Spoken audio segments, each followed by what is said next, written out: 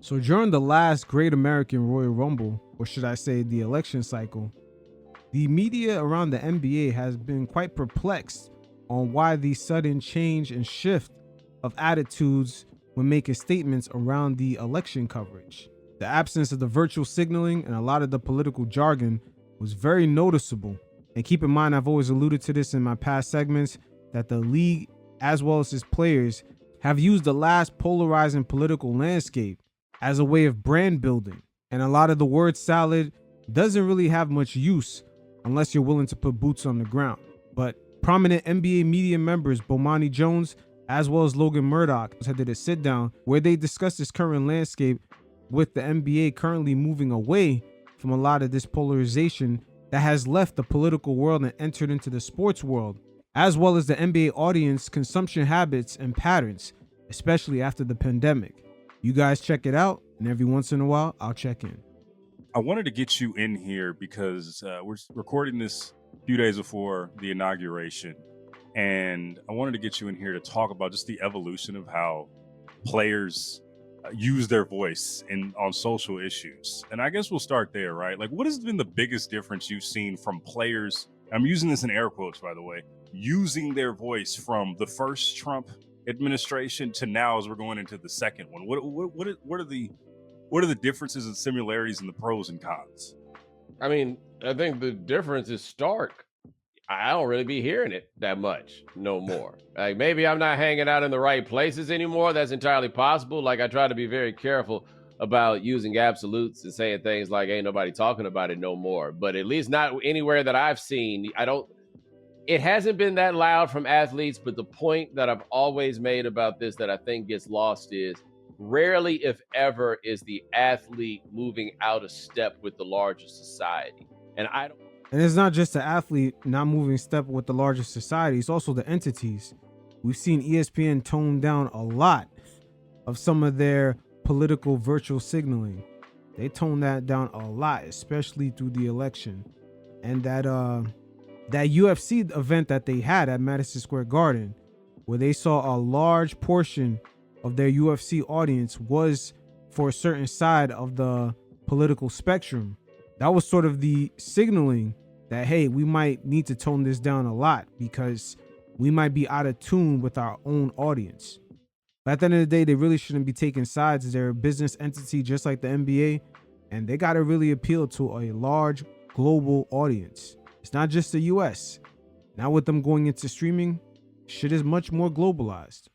I think the larger society has the same sustained energy for pushback against Trump that it had 8 years ago. But like in terms of what the players are going to do, I guess it's also fair to say, let's see what happens as an administration goes. Like, it's one thing when you're talking about this during an election, but as the administration went with Trump, the pressure stayed on Trump the last go round. This time, the administration is about to start. Now, I don't think that it's going to be pressure anything close to what it was from anybody the last time that we did this, but now is kind of when the clock starts. And if somebody's going to do something, like what would be a precipitating factor to make people jump up again, to see if people can come anywhere near like having the energy that they had before? That's the interesting part that I always think about, is the fatigue level, right? I don't think people realize, people see the slogans, the chants, and the marches, and a lot of things that go into this, but they don't see the energy that is exerted when you are talking about a movement, especially a movement the size of what happened in the summer of 2020, right? And these are athletes with day jobs and things like that, And also these guys, man, with some of these movements, I mean, your favorite athletes that tell you to go out there and vote, a lot of these guys don't even have current licenses, or just current valid IDs. Even though they're celebrity, they themselves have to walk into the DMV or any state ran office and actually apply for their IDs in person, no matter how famous they are. I don't know if there's certain celebrity services, but a lot of these guys, man, their driver's licenses are hard to maintain, because if you're LeBron, you can't just walk into the DMV. You got to sort of plan that out, hire security, and his assistants can't really help him out with that issue. And with their IDs more than likely expired, or it's just a hassle for them to go to the DMV, a lot of these guys really can't vote. I mean, a lot of them don't vote at the end of the day. Look at the NBA scheduling. You think they're going to stand in line at a local school and go vote? I believe that people realize the sacrifice that is going, that really goes on when you're talking about a grassroots level movement. Do you think that these players just got up and were like, man, I dipped my toe in this in 2020 and even beyond that, right? Because you talk about the Colin Kaepernick, you talk about what happened in the NFL. But do you think there's a fatigue level of like, I went through this and I dipped my toe into this and I just don't want to exert that energy anymore in the way that I did in 2020? Well, I mean, that's certainly possible, but I think it probably comes more down to I don't feel the way that I felt then, right? Like 2020, the question that I had always as 2020 went, and I think the answer has become clear, but the question was whether it was a movement or a moment. And it is very clear that it was a moment. It was not a movement. And there were things that were done and there was some furniture that was moved around, but a whole lot of that shit right back where it was in the first place now, isn't it? Right? Like it was like the ability to keep that going wasn't there, but it was a moment that had to do with the social circumstances, but also a nation that was largely under the restrictions of a burgeoning pandemic. People who couldn't go places. Like it was so tight and people were so mad that white people was on the team for like a good 6 to 8 weeks. Like they was there, they stuck around. Like it was like a short-term lease, but they was in the neighborhood. Like they was living there for a little bit. Yo, Bomani Jones is hilarious, but it was all people. It's not just a particular skin color. All people hopped on the bandwagon. And as soon as things opened right back up, people had things to do. They went right back onto their lives. But the pandemic and some of the social movements presented a sort of branding opportunity. We've seen a lot of celebrities or even just, I would say, public figures. They sort of got their name back out there by attaching themselves to certain movements. We've seen them even strike certain brand deals. So there was a monetary aspect to them attaching themselves to certain movements. But as we can see, fast forward to today, a lot of those energies were sort of fickle. Time itself, I think, was so special, I mean special in the sense of unique, and then carried over into an election, and then we went from there. I don't think that things are landing with people the same way. I think a lot of the things that we talked about, keep it in mind that 2020, I would make the argument, was really kind of the culmination, not just of what the pushback was against Trump, but Trayvon Martin is killed in February of 2012. And Mike Brown, I believe that's August of 2014. Like the sustained energy of all of that stuff went. And it would make sense if after 8 years of that, people were just a little bit tired, right? Like, it's not like the police stopped killing black people, but we did stop talking about it in a national. Yeah, but we did stop talking about it after, in a national way. And I'm not judging people for the fact that they stopped talking about it. I'm just pointing out that sometimes you just lose the energy for things.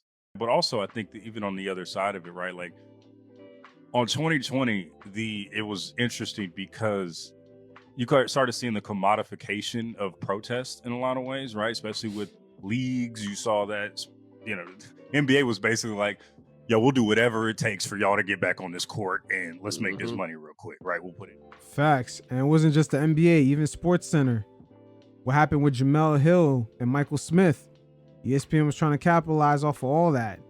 They tried to make SportsCenter, quote unquote, more woke, more hip. They could have just added that bop to it. Jamel Hill and Michael Smith were already doing that with their podcasts. They didn't have to go woke. They had a very brand new and unique way of covering sports. But ESPN trying to hop on that wave pushed them way too far to the left. And as soon as it started affecting the monetary side, they pulled back. Just like the NBA does the same thing. The branding is just different. Anything you want on there. That's largely not there anymore. Talk about political pressure. You talk about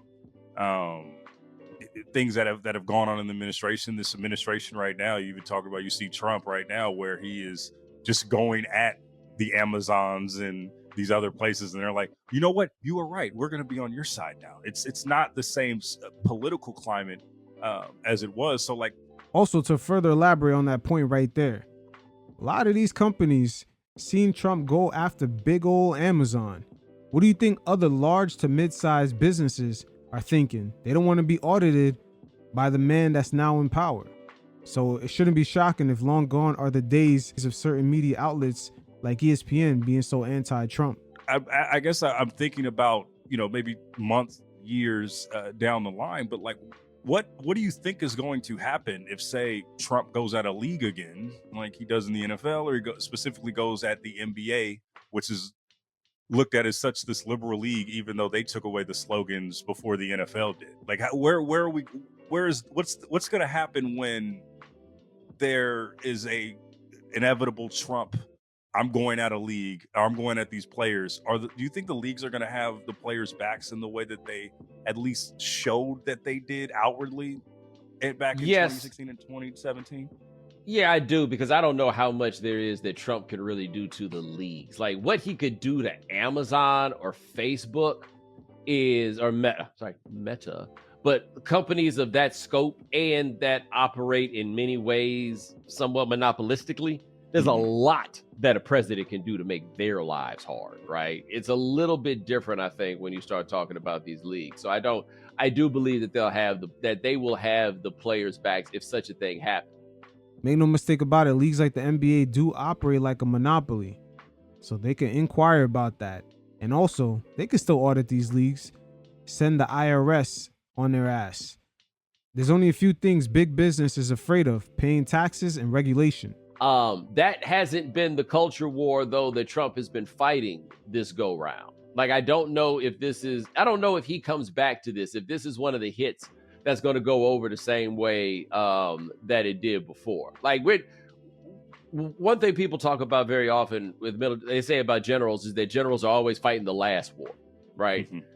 I'm not sure how much the last war is going to prove itself to be reflective of what the direction is of this next war. I don't know that. I do agree with you, though, that there is a fair question to ask about how tall people going to stand in the face of what might happen with Trump. But I don't think that sports leagues are nearly as vulnerable as some of these other operations. Now, the question becomes the individual interest of the owners themselves, whether that makes them want to stay on board with Trump or how this goes. But I don't know. I think there's arguments on both sides of this, but I don't think that the leagues can afford to truly sell the players out.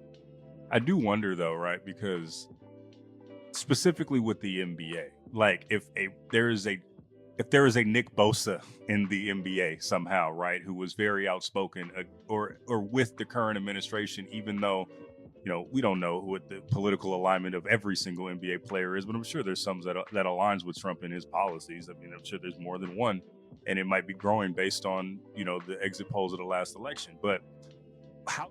I wouldn't say it's growing because of the exit polls. It might have always been there.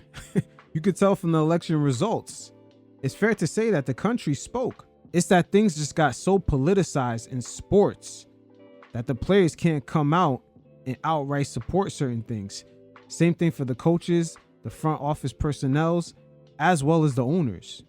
See, in the last few election cycles, the same back and forth, I'm on this side versus you being on that side, the way the media covers politics, it works in that ecosystem. It makes for good content for people who like to consume that. But that little back and forth kind of loyalty to a political side has spilled over into sports.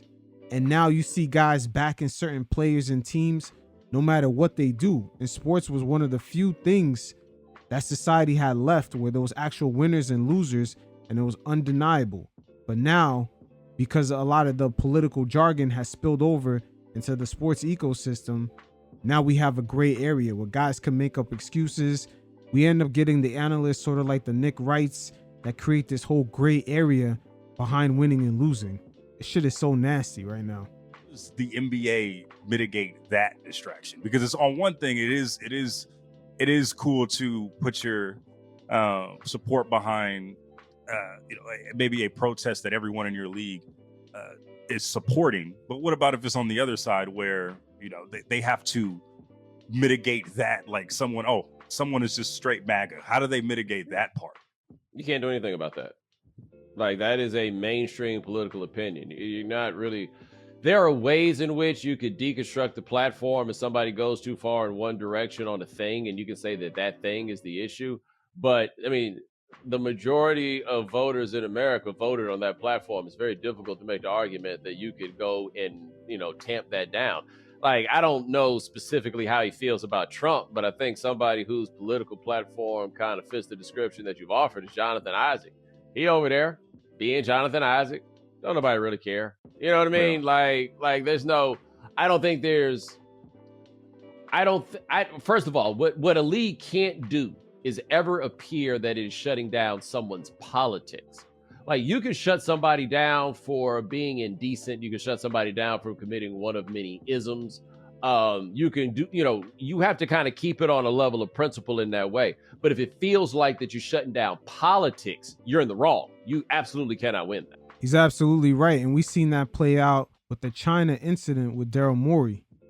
See, the league right there, they had to tread very lightly because they cannot seem like they want to shut down Daryl Morey's voice, which he's talking about certain rights that Americans appreciate. And at the same time, they do not want to offend their Chinese quote unquote business partners. That's how the league can really just kind of one up the NFL, is because if they can grab that Chinese audience, which is billions and billions of people, that's just so much of a potential moneymaker right there. Were you surprised at like the lack of support or at lack of endorsement on either side from the NBA during this last presidential election? Like, LeBron did it, but I was kind of curious when he was going to throw. I mean, I knew he kind of his politics aligned with Kamala, but like I was really surprised that it took him that long to endorse her. And I know Kamala she's not Obama in terms of just mass appeal, right? She just wasn't that. I mean, the numbers suggest that too. But were you surprised that a lot of players who seemed to have their politics aligned with her didn't really speak out, or at least a league that did? We shouldn't be surprised. Guys like LeBron James with his major Nike connections, they have political insiders. They knew that it's more than likely that she wasn't going to win, and it wasn't worth the headache to endorse her. But more than likely, they had him endorse her when they thought they had a shot, when it was almost about 50-50. But at the end of the day, it wasn't worth to take the brand hit to endorse someone that you knew wasn't going to win. This election cycle was kind of odd because most people fairly got a good feel of who was going to win, especially after that shooting with Trump, that near assassination. That kind of just catapulted him, and that kind of American energy where it's like, the underdog, fight for your rights, all that kind of got activated, and you've seen the shift. It's a very American thing to cheer for the underdog, especially for the guy that almost got assassinated. We love that comeback story. Even in sports, you could look at anyone that had a downfall. We love to see how they react. You could look at even from Michael Jordan, his father getting murdered, him leaving the NBA, then coming back, Mike Tyson losing all his money, going through a lot of struggles internally and mental issues. Like, we love to see the comeback. It's almost an American ritual. By and large, kind of rally around her. That's interesting. I'm not sure. I think it's the difficulty for me in coming up with the answer on that is how little I care about who any of these people are going to endorse in the direction of voting, right? And I hadn't really thought about it until you asked that question. Something I do find to be interesting is that, like, this was a pop culture phenomenon of an election also. Like, normally that is the sort of thing that encourages famous people, if they just want to be part of the conversation, to jump into it, right? And that didn't happen this go round. Like, I don't think that they were not as vocal as a league or anybody else, really. See, that's the thing. All of these things we're talking about specific to them, I don't think are that much different than. No, I can't say that about the Harris thing, though, because, I mean, people were definitely having something to say.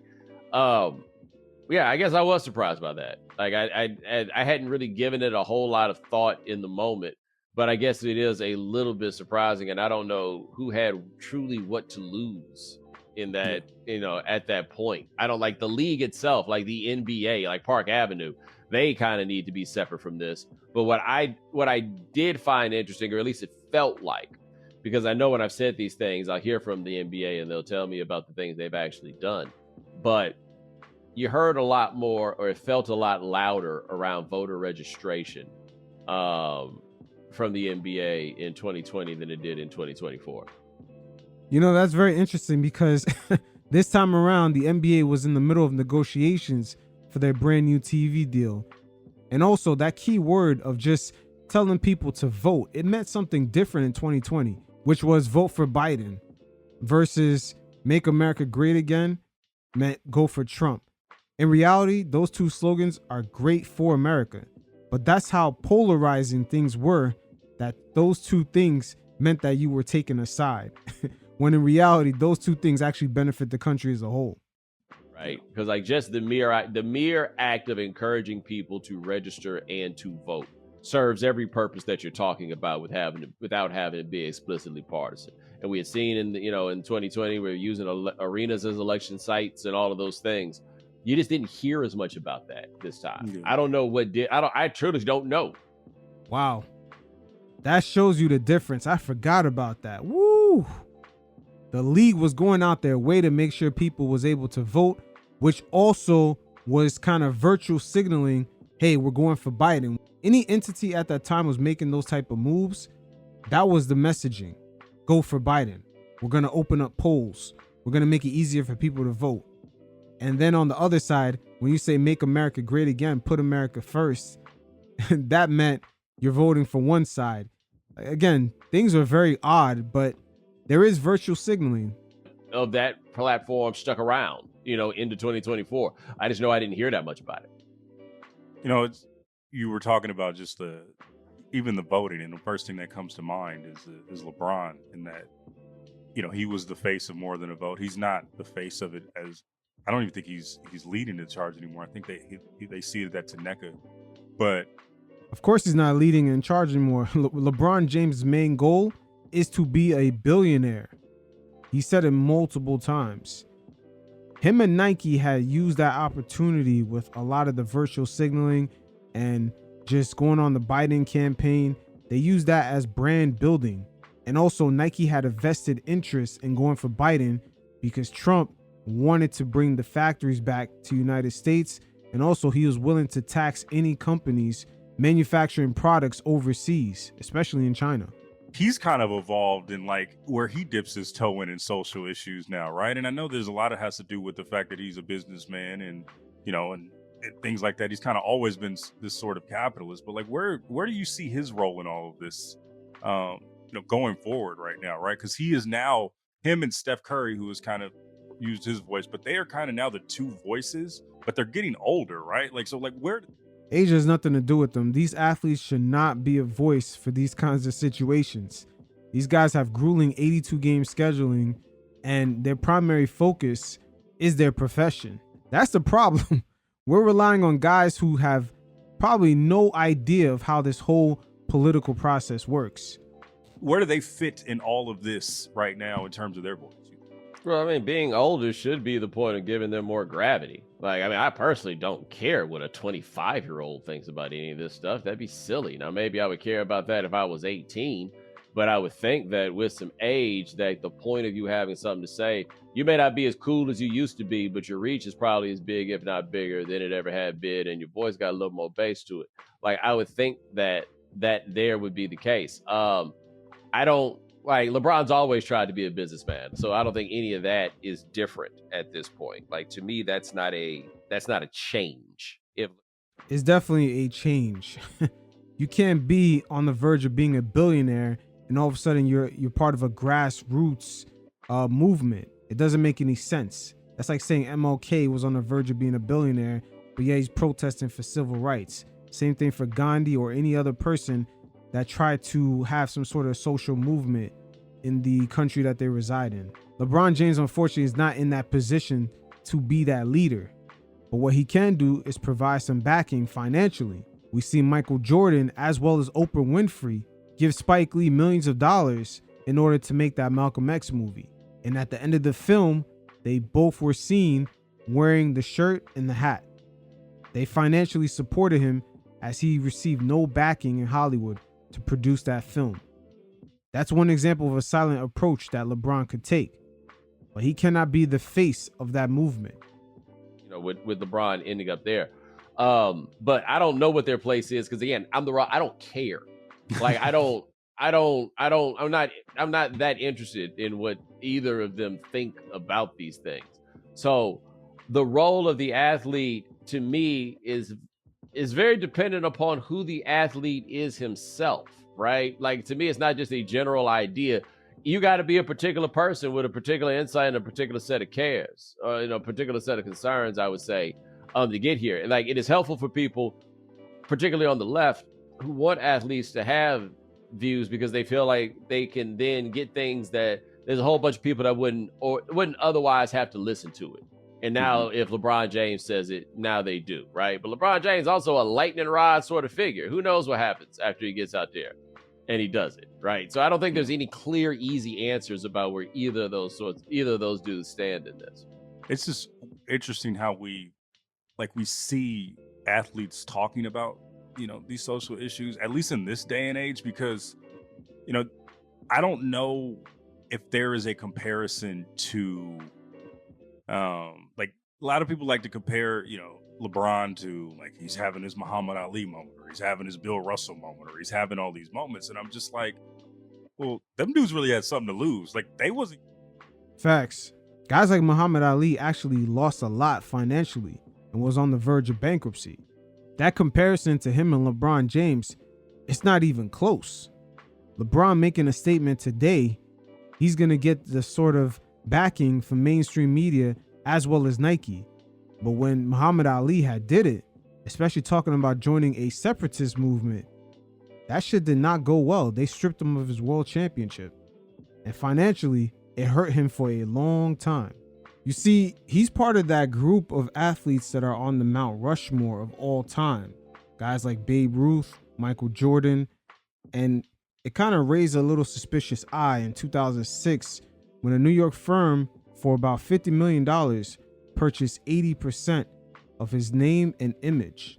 And that same company just a few years prior purchased Elvis Presley's name and image for about $100 million. It makes you wonder what was the estate's financial situation. But after the sale of something like this, we started to see Muhammad Ali's image put in murky waters, as Colin Kaepernick as well as guys like LeBron James have been rumored to make the same sacrifices as Muhammad Ali, but in reality, once they made certain stances through the media, they were not only backed and applauded, but guys like Kaepernick were able to secure a lucrative long-term deal with Nike. There's a flowery like way we pit them doing that, like, and it feels like we're getting, with a lot of when I talk about the commodification of protest, I feel like these guys are like, I always see like these press releases in my email, like, well, he's doing this social justice angle as well, right? Like, it seems like it's been that way. How do we get to like the grassroots of it all in a more organic way than I feel like we actually are doing it? Well, I think it's silly to expect rich people to do grassroots things. Like if you want to speak to a major difference between this LeBron and LeBron of however many years ago is he's a lot richer now. Like the things that he's thinking about are perhaps just a little bit different because his station in life is different. The people who typically do the grassroots stuff, one, tend to be young, right? Like when you look at the people that really kick the doors in and everything else, that's the behavior of people in their 20s. Old heads supposed to be out here just kind of like giving you game. Like what LeBron James and cats like him at this point in their lives are supposed to be doing to help movements like these is giving people money. That is what they do. That's not the guy that's going to be marching in the streets. That's not going to be the guy that's setting things on fire. No. He's 40 years old. He's out of that window. You give people some bread to help them make some moves. And once again, that's something that Michael Jordan never gets credit for. Him and Oprah Winfrey were the ones to give Spike Lee financial backing to make that Malcolm X movie, especially after the big studios did not want to financially back Spike Lee. It was those type of silent approaches that Michael Jordan had back in the day.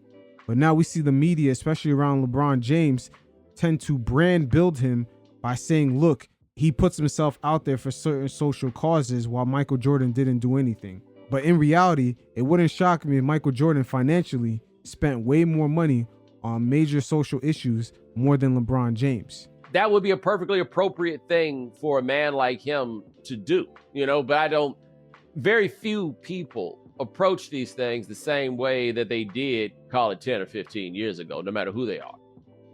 It's funny though, because LeBron, he I think he legitimately wants to be that face. Like when he hears the Muhammad Ali comparisons, I'm sure he's really, really excited. Oh, cool. I mean, right?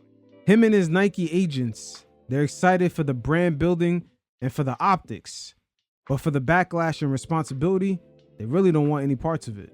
Again, keep in mind, LeBron is supposed to be a universal figure for Nike, the same way Michael Jordan was for the NBA back in the 90s.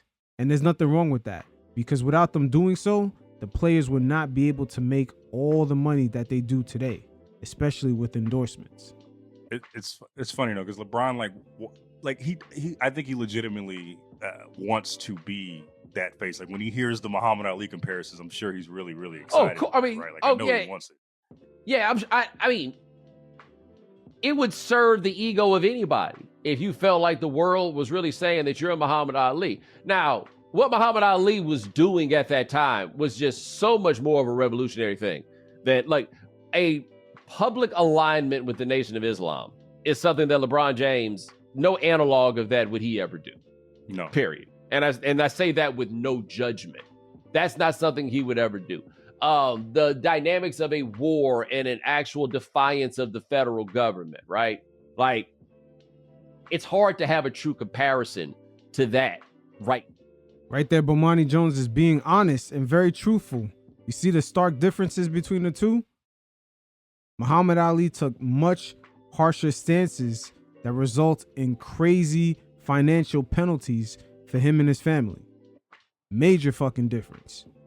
Okay. Yeah. Honestly, with the defiance of the federal government like that, the closest Ali comp quietly is Bill Walton, who had to stave off the FBI being all up in his shit over who his friends were and those sorts of things. But with LeBron. And also, I have to shoot an assist to Kareem.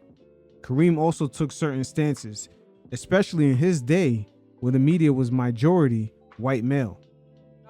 It's okay that he wasn't Muhammad Ali, but he was not Muhammad Ali. That is a very superficial understanding of what Muhammad Ali meant in his time.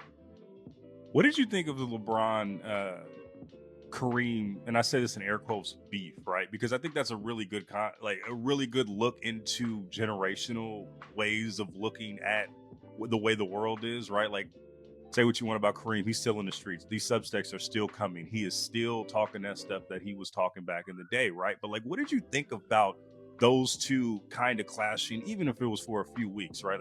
What? Now, those two are always going to clash if you understand who Kareem really is.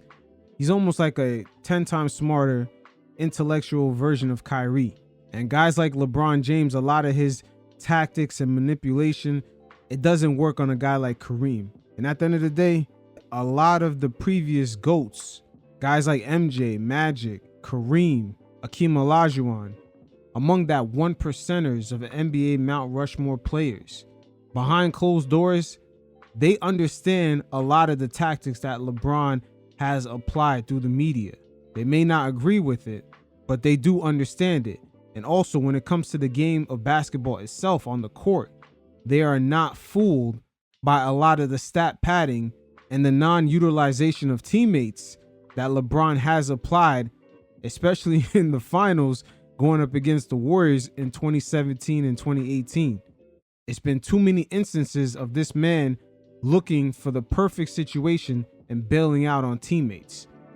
Think of those two and those two entities colliding. Don't everybody like each other? And the world is not short on people who don't like Kareem Abdul-Jabbar. I'm not saying it should or should not be that way. Like, Kareem dialed it up at the end when it was time and LeBron passed him and he put on the good face or whatever. But that, I think, in both directions, one is not the other's kind of dude. I don't think that's necessarily generational. I think Kareem is his own kind of dude. LeBron is his own kind of dude. And they are coming from different spaces and times. Yeah. And I guess, and then go back to the league's point, right, where we talk about, 2020 and the league's response to it. Do you think that the NBA has lived up to what I guess the internet would call itself? or call it as like this woke left leaning progressive league, because I think there's a lot of holes in that, right? Like I think there's a lot of, they were the first ones to kind of, they put the branding on, but they also were the first ones to take it off and be like, hey, we're going to kind of sit down the middle. Yeah, but I mean, so for me to be fair, like I thought that was a very smart thing for them to do, was to take that stuff off, because it. And also at the same time, that was the beginning of the media beginning to weaponize the NFL, as they are the only fraction of the whole entertainment industry that kind of leans more conservative. The media as a whole thought that they could come together and shame the NFL to change sort of their ideologies. And the NBA didn't necessarily ride that wave, but they did ride the wave of being the opposite of the NFL. That's when you start to hear quotes throughout the media saying the NBA is more progressive and it's the league of the future. So the NBA definitely did ride that wave of branding. I'm distracting. Like once people are thinking more about what's on the court than they are what's happening on the court, you got a bit of a problem. And that was a fair concern for them to have. They went a little over the top in their response. And that was because the players had them over a barrel. You were holding them hostage in Orlando and making them play basketball. And now they're really mad and they say they ain't going out there. They had all the cards. You better put the koofies on and take that knee.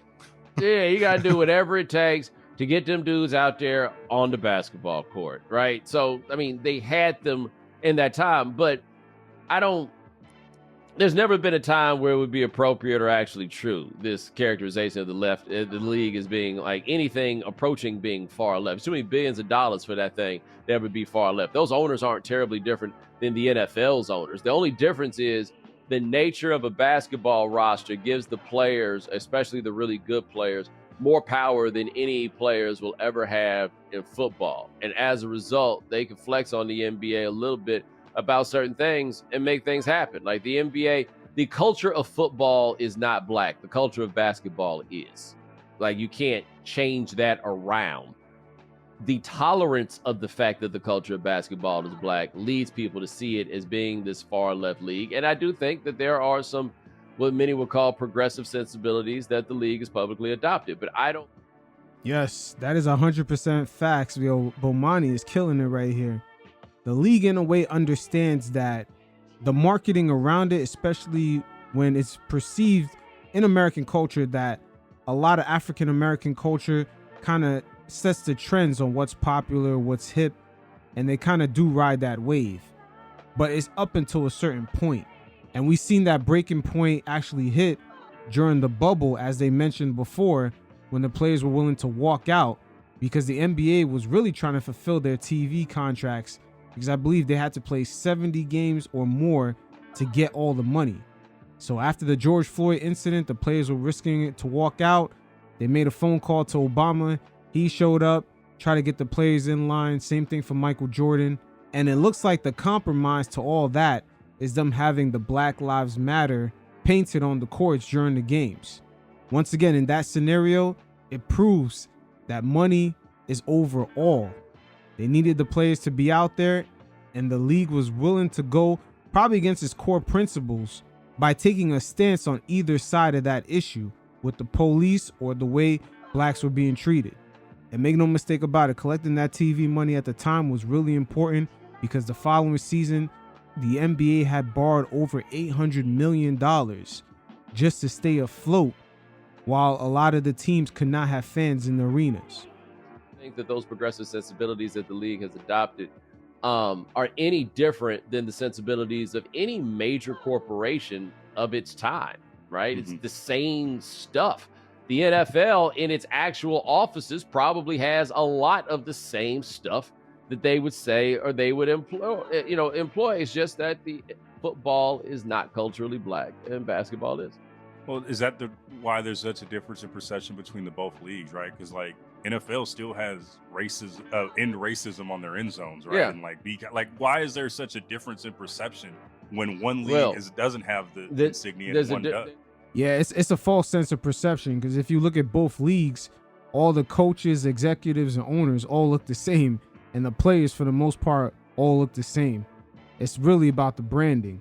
But at the end of the day, what flows through all that is green.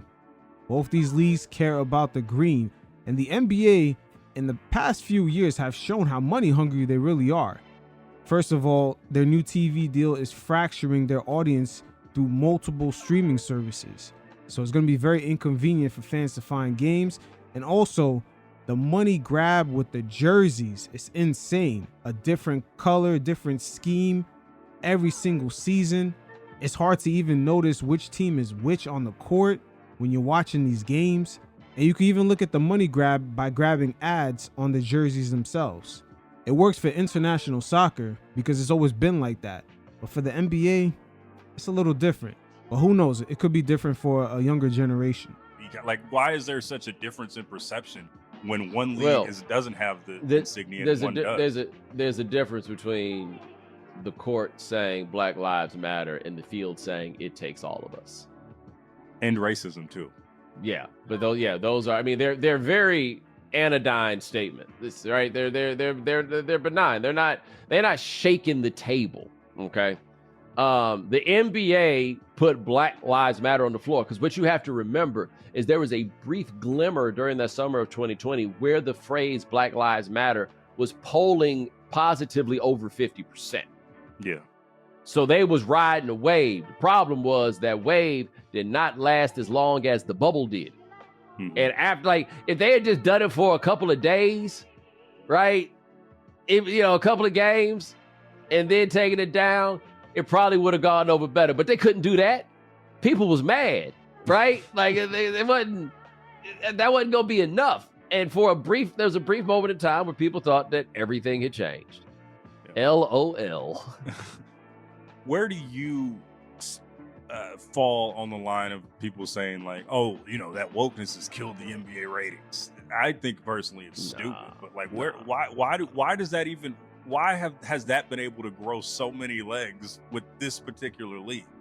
I mean, because it always is. The people who dislike the NBA are always looking for an excuse.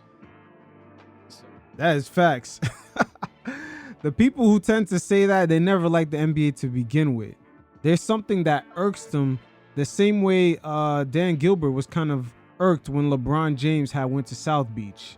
It's something about some of these players just having the freedom of making all this money and having the ability to control their careers. You see, LeBron James, that's his real GOATness right there. He changed that paradigm between a star NBA player and the franchise. That relationship used to be the star was beholden and supposed to be loyal to the franchise until they didn't need him no more. And it was sometimes sad in the fan base to see that they traded their player away. But eventually that same fan base would forget that star over time. But LeBron James now, with that shift of leaving Cleveland to go to Miami, he changed the dynamics completely. Now it's normal for stars to leave franchises and take control of their careers. The only thing these players should be loyal to is themselves and their families. Oh, it's going to be something. You can only pay so much credence to when people try to ascribe those sorts of things. Because, I mean, look around that league, man.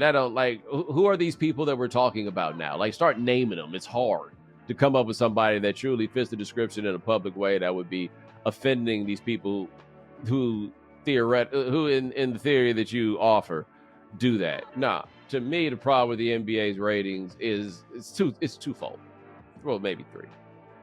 One, America is becoming to football as Canada is to hockey, where every bit of news and every bit of coverage, we're becoming a one sport country with a lot of other smaller sports that people enjoy. But this idea of a big three, because we don't even say big four, hockey is not considered to be big in that way. But the idea of a big three, no. This is going to be the big three like when LeBron was in Miami. Keep it real, big dog. It was LeBron, and then it was the other two. Mm-hmm. That is a big thing I think that's happening with the NBA. Also with the NBA, because of the advent of social media, it's harder to make brand new stars. I don't know if it's just the generations of players coming in. We just need that one excellent draft class to kind of change the paradigm of the league, which ended up happening to the WNBA. They had that one generational draft with Caitlin Clark, Angel Reese. These girls, as I like to call them, the NIL girls, they've completely changed just the overall pizzazz of the WNBA. They brought a new flair to it. But the NBA right now is sort of missing that.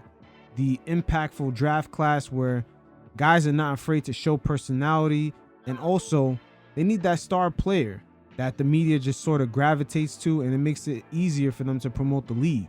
Right now, Adam Silver, as well as the NBA's competition committee, has opened the game up and just the spacing on the floor so much that it's allowed internationals to come in and actually not necessarily dominate, but actually show their kind of style of play, allow that to shine through.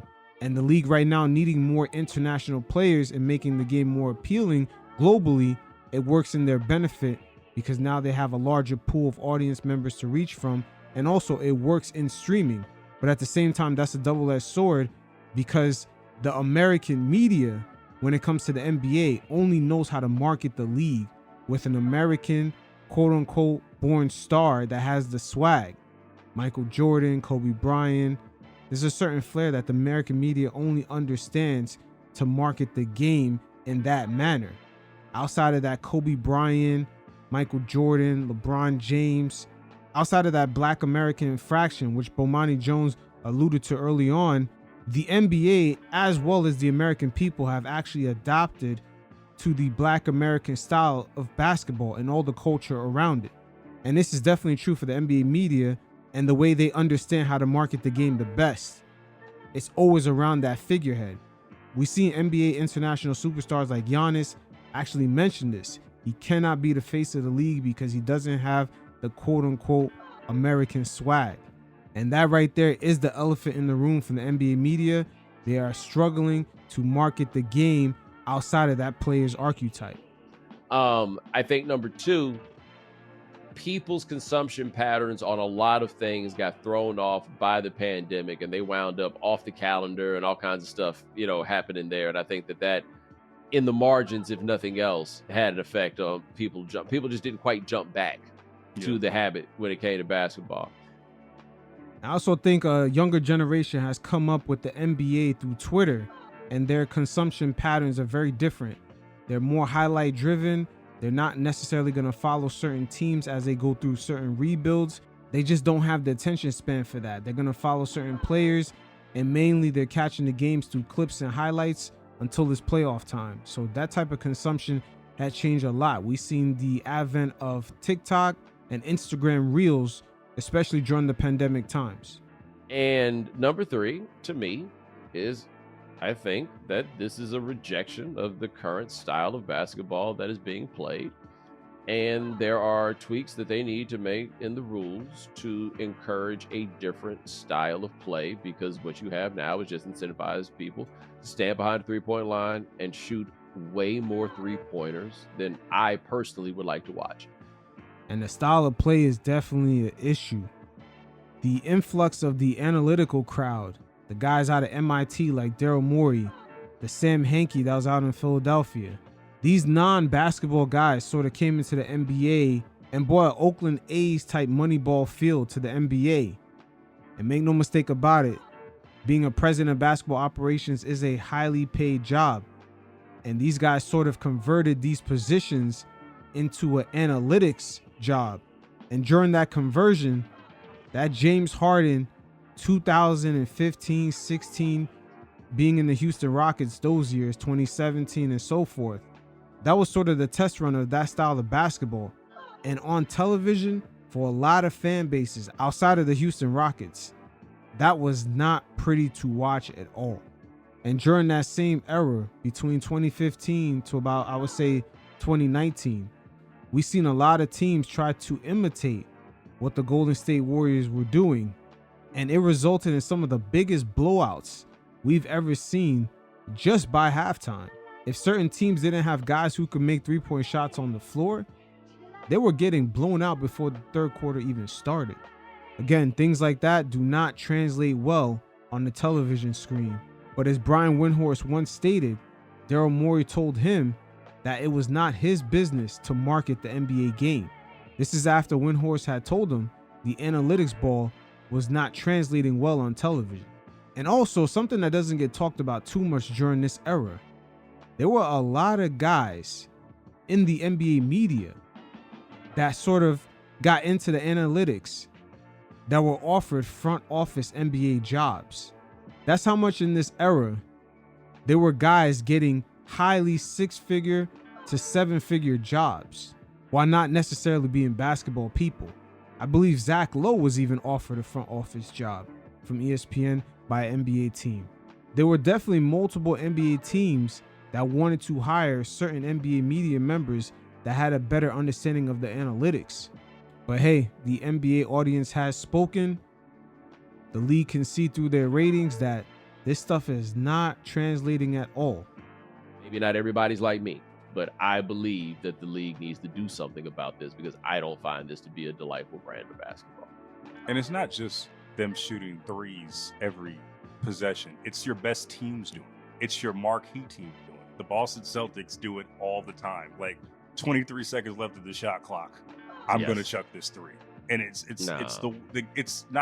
teams that are on TV the most that are, right? So even when the casual fan sees it, it's like, I don't want to see that. I want to go back to the first point that you made when you were talking about the NFL and football in general, because I want to put college football in that as well, becoming the nation's the sport right now, right? And the NBA's MO throughout at least my entire life was, we are the most global sport out there. Everybody got a basketball court. There's one in China. There's one in Rio. There's one that, if that was the case, how did they fumble that bag? Is it style of play? Is it wokeness? Like what is that? Because that's what they always prided themselves on as a league. Yeah, and I don't know what the numbers look like around the globe. Like maybe they're staying high there. I don't have a great answer for that. I just know the American, the American appetite for the game I can speak to. I don't really know what's going on around the world, but it is just generally speaking, there aren't that many games that people play everywhere.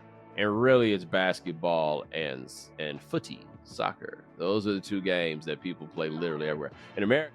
Now, those two sports do have a parallel in which their professional leagues are trying to market their game. You see, in soccer, the audience, regardless of anywhere around the world, no matter what country, the audience is used to a star being from another country. Unlike the NBA, the audiences from around the world is pretty much tied the NBA star sort of into American pop culture. Once again, that's where I stated before, quote unquote, the NBA star is marketed in a way with a certain kind of swagger. It's almost like the Michael Jordan blueprint of the way the NBA has been marketed in the last 30 years is so strong that a lot of the audience just can't get out of. We've seen Kobe kind of emulate it. We see LeBron James kind of emulate it in a way. There's a certain way that the league has been marketed, I would say, since the 1980s, since Magic Johnson came into the NBA. It's been marketed a certain way, and the figurehead has a certain look, particularly it's an American person, whether it's a white guy in Larry Bird or it's Magic Johnson, Michael Jordan, Kobe, LeBron. It's, for the most part, been around an African-American male, or it could be a typical white guy like Larry Bird, but it's always around the quote-unquote American swag. It's just a certain American flair to the game, and that's around the world. But in soccer, it's the exact opposite. We've seen Cristiano Ronaldo from Portugal. We've seen Messi. We've seen many soccer stars from Brazil, from France. It's all around the world, from Russia. The marketing around it is completely different. And this is where the NBA kind of falls flat on it. Really love sports that we really just kind of just play in America. Really into those. But it's crazy though, because the NFL, what I kind of like respect about the NFL right now is they're just on some gangster shit. They're just like, we're gonna play on Christmas Day. So what? We're also going to go to Berlin. We're also going to go to Brazil and play a regular season game, right? Like there just seems that audacity there when it seems like the NBA is a little fidgety right now in terms of growth, right? Like I feel like they're letting these narratives kind of like consume them as a league, right? Adam Silver's over here answering questions about ratings all the time, right? Like I don't know where we are right now, but I just know the NFL is just on some gangster shit and the NBA seems to not be. Yeah, the NBA, after securing a $76 billion TV deal they're sort of on the defense. It could also be, and something that never really gets talked about, it seems like the coverage around the NBA, the independent media sphere. I believe that segment of the NBA media is growing a lot more than we think. And the audiences have been gravitating to that a lot more, especially when you see personalities like Shannon Sharp tend to hang on guys like LeBron James. Same thing for Nick Wright. A lot of the polarization of the sports coverages in the mainstream channels, these guys are too politicized. They're not going to want to talk bad about a certain player. They're going to defend them to the end. And that type of back and forth, it reminds everyone of politics. And we don't want to see that type of coverage in sports. So the independent creators are kind of making it more well known of some of the NBA struggles with their three-point shooting and some of the ratings issues. I believe that noise is getting a lot louder, and Adam Silver, he's definitely gone in a press run to defend it. And all this is happening after the league has secured $76 billion in brand new revenue. This is unreal. We never seen it like this before. But I'll tell you this, if they get a true superstar player, like if Victor Wembanyama, for example, becomes that sort of force, now we're talking about something different. Like what is often the seismic change, but what is often the seismic change for basketball is the emergence of that guy. And you're saying, yes, he is. He's 20 years old. He just got here. Like people are still getting to know that guy. It doesn't have to happen immediately. But like what happens when if you get a deep playoff run from him in the next call it couple of years, and that begins to start highlighting stars that are around. Like basically the NBA needs its Caitlin Clark, and cyclically there have been those Jordan. Players. Exactly. It definitely needs its new Jordan. You see, you notice the two names that they just mentioned, Caitlin Clark and Jordan, they're both American. And when the American audience views something as popular, the world tends to follow. See, that's the one thing that gets overlooked here. The American audience sets the trends. But all the upcoming names in the NBA, guys like Luka, Giannis, Wemby, a lot of the figureheads are international players. And the American audience is just not used to cheering or just uplifting guys like that to be the figureheads of their leagues. And unlike international soccer, this is going to be a primary issue for the NBA. The audiences are just conditioned a lot different. And Americans, they like to see another American as the figurehead of their league. They don't care how talented an international star is. But in soccer, it's just the complete opposite. Yeah, but I mean, that's the same person though, right? Yeah. Like cyclically, you've had this. You had the emergence of Dr. J. You had the emergence of Jordan. Shaq, in a lot of ways, became that player. Like the next one that really just kind of became the center of our attention universe. Which it shouldn't have been Shaq. It should have been Akeem Olajuwon. See the same sequence he's talking about, that same order, Magic Johnson, Larry Bird, Michael Jordan. It should have been Akeem Olajuwon right there after that, when Jordan had retired. But the NBA media, once again, they do not know how to promote the international star. There's always been an issue with that. In basketball, we had LeBron James.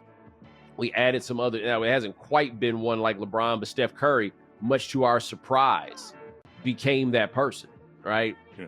Who's going to be the next one?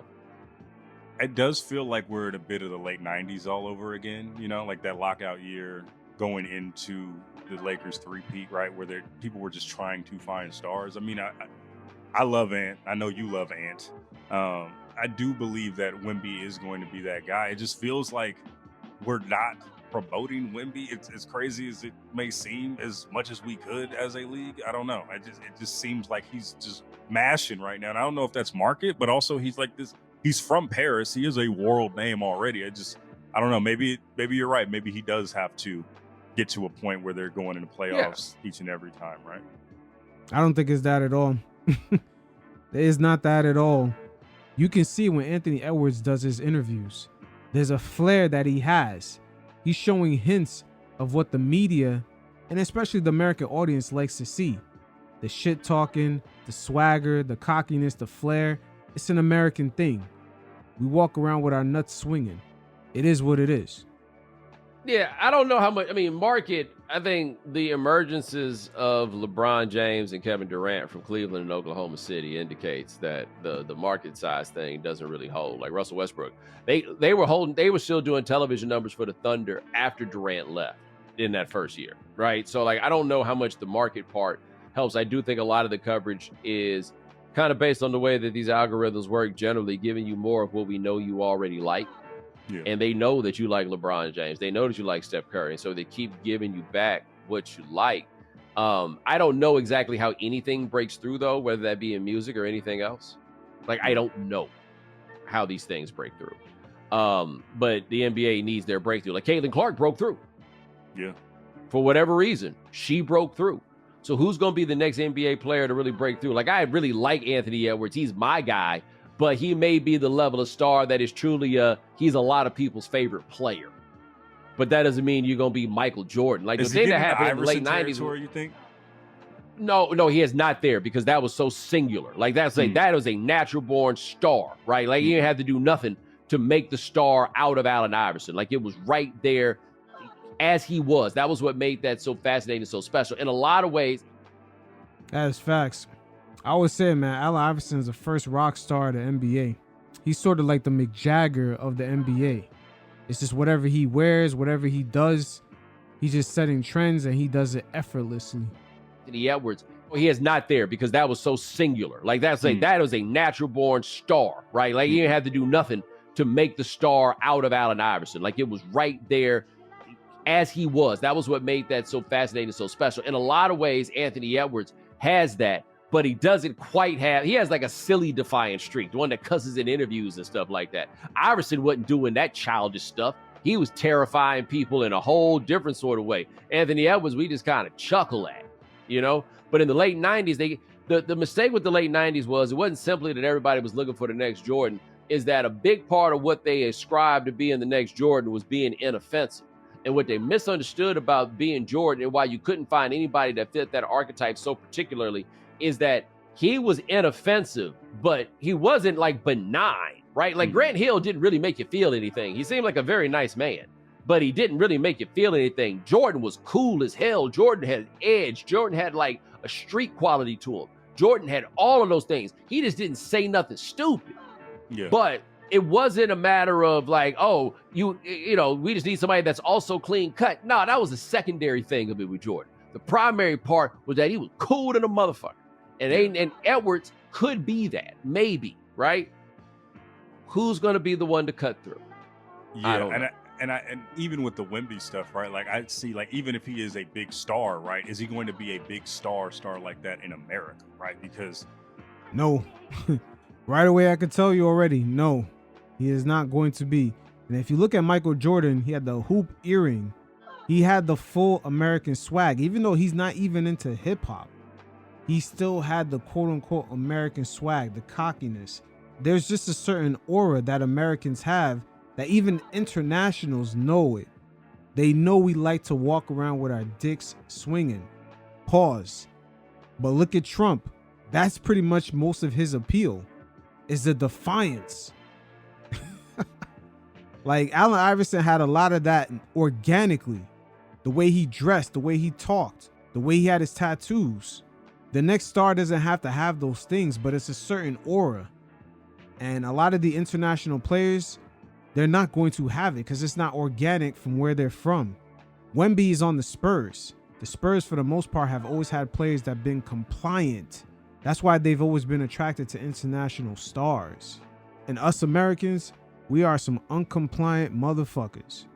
he could go the Giannis way, where Giannis is a huge star, I think, all over the world. But I don't think is he the biggest star in the NBA right now? You think? Like, I don't think so. I think the biggest star in the NBA is LeBron James or LeBron. Like, yeah, biggest star in the NBA is LeBron James. But I think what would be interesting about Victor is that Victor will be fascinating to children.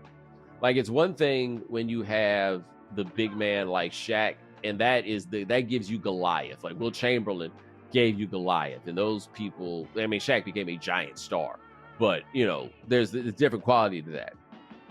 there's something about the super tall, skinny dude like him that can contort his body in all those ways. And like they call him an alien. Kids love that stuff. You know what I mean? Like Yeah. he is ready made for a young generation that could come up and then him be their GOAT. Ja Morant was more of that for the younger generation. The way he does all his dances, that guy was made for social media. Just charismatic. He just pops out on social media. It's undeniable. And you can see it in the games when you see the little kids' reaction out of seeing him. Kids don't react like that to other players. Ja Morant was really that for the youngest NBA audiences. I would say around like ages 6, 7, 8, all the way up until I would say 17. He was that guy for them. And that is a demographic the NBA right now, they're struggling to get with all the options they have with the video games and just the online social media platforms. The league is going to need players that pop out of the framework like Ja Morant. Like, it's funny because like he has like Kareem. He's like his body type is like Kareem. I remember seeing him in Summer League. He has a lot more charisma than Kareem did. So we'll see. Yes. We'll see what happens. Like I don't know. And also, like, what do you think that says about the evolution of the big man and where we're going with it? If he's the one, what do you think? Because he's Durant, he's Kareem, he's all these different types of big men. Yeah, he doesn't have anything to do with anything else that's ever happened. Yeah, like there's one of one. The closest, when you go look at what Ralph Sampson could have been, maybe that's what we're talking about. A 7'4", face the basket, handle the ball, power forward. That's the closest example that we've had. But like, what does this say about the evolution of the big man? This is so far off the charts and like such an outlier. I don't know what to say this says about anything. We're in the NBA era now where anybody can win it any given year.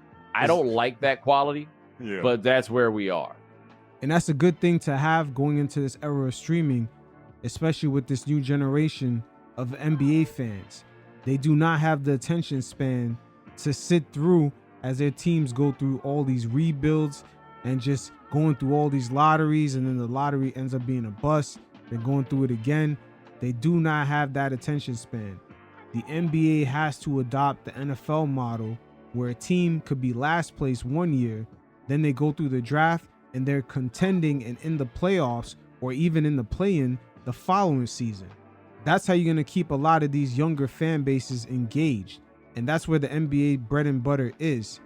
Their real value is them having a younger demographic, a younger audience.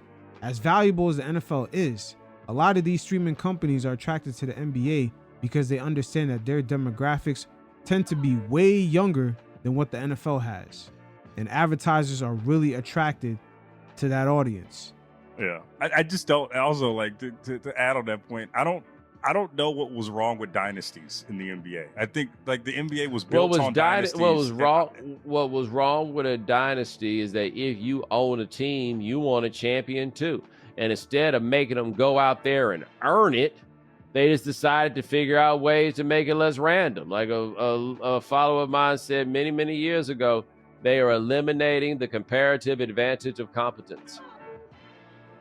And that's a beautiful thing. I know it sounds crazy, but we see it all the time in the NFL. You see big time wide receivers like the one in Kansas City that left Patrick Mahomes. He went on to another team. It's always been like that in that league, and they continue to prosper. And the NBA definitely needs to adapt that kind of mindset because, once again, the younger fan bases, they do not have the patience to sit through no fucking rebuild. The days of certain franchises just falling off the mountaintop and then spending 8 years rebuilding, it's over.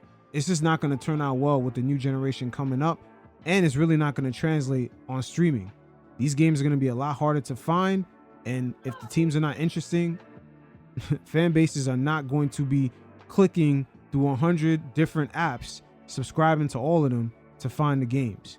So a lot of these teams are going to have to be compelling, and they're going to have to compete. We see the Minnesota Timberwolves having to let go of Karl Anthony Towns because of cap reasons, and that's going to become the new norm. You're going to see teams make the Western Conference Finals or the Eastern Conference Finals or even the NBA Finals and having to actually get rid of certain players because they're going to have a stranglehold due to cap restrictions. So it is what it is. The NBA going into the parity era makes sense for the NBA viewership and their habits, and also for the streaming companies to maintain subscriptions. So that's all I have for today. You fellas definitely hit up the description below. Hit up the mailbag with any questions you have. We got some game film also in that description. There's a lot of great breakdowns on there. And until next time, you fellas stay safe. Peace.